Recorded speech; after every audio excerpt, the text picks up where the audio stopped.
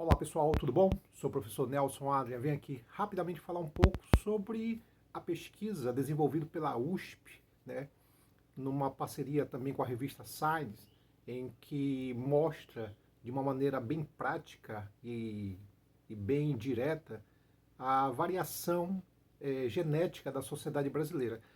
Somos o povo mais miscigenado do mundo, uma mistura muito grande de brancos, negros e indígenas, né?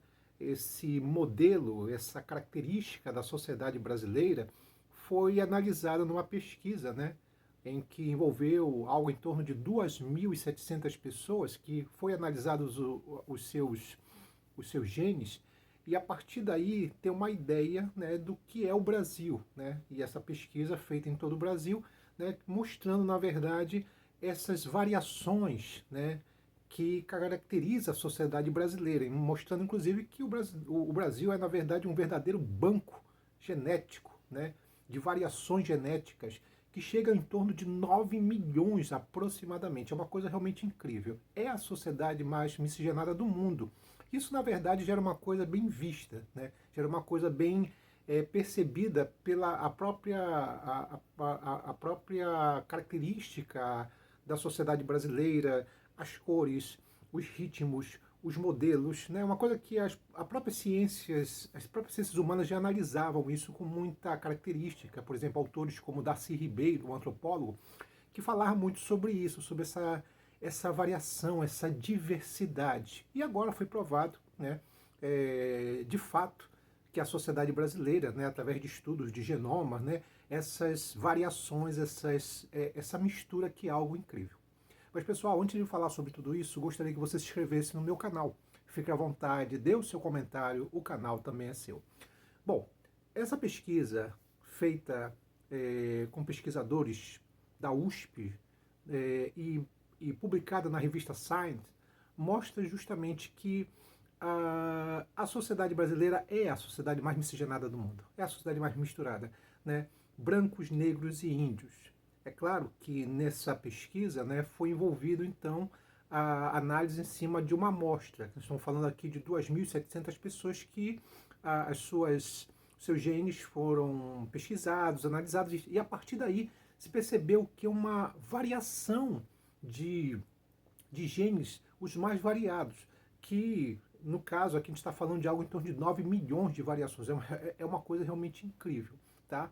A pesquisa também mostra que 60% da população brasileira tem herança europeia, 27% tem herança africana e 13% tem herança indígena.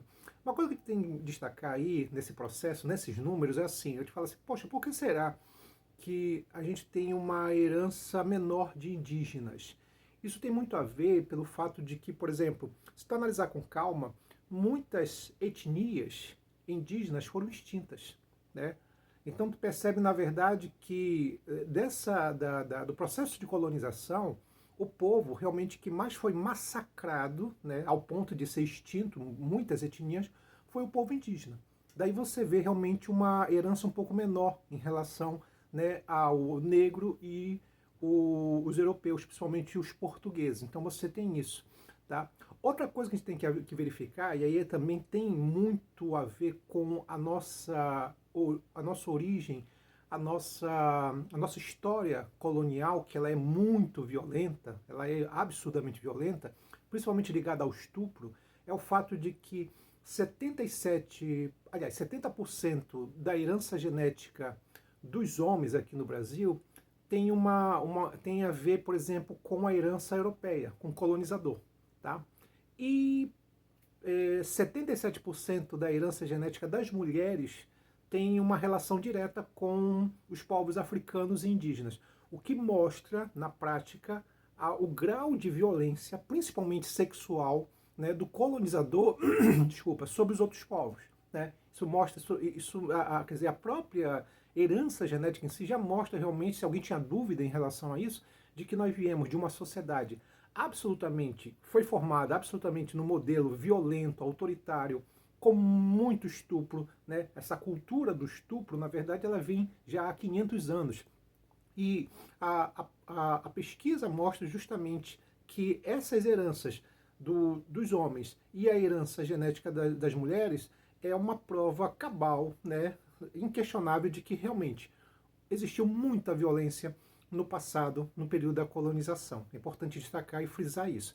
Claro que a pesquisa também mostra que existe uma concentração, por exemplo, existe uma herança europeia muito mais no sul e sudeste, uma herança genética africana mais no nordeste e uma herança, digamos assim, indígena mais no norte. É isso. Isso lembra, gente, em parte, alguns estudos das ciências humanas que já mencionavam isso. Por exemplo, o professor antropólogo Darcy Ribeiro, num livro chamado O Povo Brasileiro, ele mencionava a ideia de que não existe Brasil no singular, existe Brasil no plural, né? Então ele destacava os Brasis, né? Ele falava, por exemplo, do Brasil, que, tipo, o Brasil negro, o Brasil branco, o Brasil indígena. Então ele fala de Brasis, né? A ideia, por exemplo, de na região norte, né? Onde você tem uma mistura maior entre negros e indígenas, né? Ele mencionava isso, tá? Ele fala, por exemplo, na região, em algumas regiões do Nordeste, onde a herança genética, onde, por exemplo, a questão da herança cultural africana era maior, tipo no Maranhão, tipo na Bahia, né? É chamado e também pegar aqui um pouco no Sudeste, o caso, por exemplo, do Rio de Janeiro, são chamados de o Brasil africano, tá? E o Sul, na verdade, ele fala mais sobre essa questão dos modelos, ele fala mais sobre essa questão da herança, ou aliás, da cultura indígena misturada com a cultura portuguesa. Quer dizer, então, essa ideia do processo de miscigenação já é uma coisa realmente que os autores, os antropólogos já mencionavam, já destacavam muito essa mistura. Os historiadores, de uma maneira geral, já mencionaram muito isso. Que é uma coisa que aqui no Brasil a gente tem um hábito muito negativo de não olhar positivamente essa mistura. O brasileiro, ele cresceu com a ideia de que mistura não é uma coisa legal, não é uma coisa boa, tá? Se a gente mencionar, por exemplo, que lá no início do século XX, você tem, por exemplo, pesquisas, estudos com ideias absolutamente racistas em que mencionavam que a mistura era algo negativo. A mistura levava a indivíduos degenerados. Por exemplo, o pai do racismo, um cara chamado Conde de Gobineau, né, era um conde metido a cientista, que ele falava sobre a ideia de que pior do que você ser negro ou você ser indígena era você ser misturado. Porque a mistura levava a indivíduos degenerados, né, indivíduos inferiores. Tá? Essas ideias, inclusive, elas foram muito difundidas, desenvolvidas na medicina aqui no Brasil. Por exemplo, um médico muito conhecido no início do século XX, chamado Nina Rodrigues, um médico baiano, falava muito sobre essa questão das raças, o termo raça ainda era muito usado na época, e como essas misturas levavam a indivíduos degenerados, inferiores, algo mais ou menos nesse sentido, né? Tanto é que se acreditava na época, era uma tese que se acreditava que a ideia da mistura levava também indivíduos que não conseguiam se reproduzir, né? A ideia de que o mestiço, né, o brasileiro, ele seria um indivíduo que poderia o que não ter a capacidade de reprodução. Isso é tirado da biologia. Por exemplo, aquela ideia, aquela tese que existia de que do cruzamento do cavalo com burro, você surge um animal híbrido, que é a mula. A mula, ela é estéril, ela não consegue reproduzir, né? E que é daí, então, que o brasileiro seria essa mula, que é daí que vem a expressão mulato, né? Quer dizer, o mulato brasileiro seria a mula, né? Que não poderia reproduzir por ser um indivíduo inferior. Quer dizer, essas teses, essas ideias foram muito difundidas. Por exemplo, quando o Brasil perdeu a Copa do Mundo, a primeira Copa do Mundo sediada pelo Brasil foi em 1950. O famoso Maracanaço, em que o Brasil perdeu de 2-1 para o Uruguai, né, a final, se argumentava na época, houve um argumento, uma ideia de que o Brasil tinha perdido porque a sua seleção era constituída de negros e mestiços, né? Então havia essas teses, essas ideias, né? E tudo isso foi sendo introduzido de uma maneira muito intensa na cabeça do brasileiro. Então a miscigenação nunca foi visto como uma coisa boa. Tanto é que pode perceber, as pessoas aqui no Brasil ainda têm muito esse hábito de exaltar a sua herança genética europeia, né? Ah, meu avô era português, ou era espanhol, alguma coisa assim. Então, há uma exaltação. Quando você não vê, por exemplo, essa mesma coisa em relação aos outros grupos étnicos. Por exemplo, dificilmente alguém ouve alguém falar assim com orgulho, dizer que, olha, meu bisavô era um ex-escravo, ou era negro, né, ou era indígena. Né? As pessoas elas têm uma dificuldade muito grande de falar sobre as suas heranças africanas e das suas heranças indígenas, porque a ideia de que isso é vergonhoso, é ruim, é negativo. Por isso que o brasileiro normalmente não fala muito de escravidão, porque é vergonhoso. Tá? Então não se fala dessa herança que faz parte da nossa cultura, do nosso modelo. Infelizmente nós viemos de um modelo cultural escravista.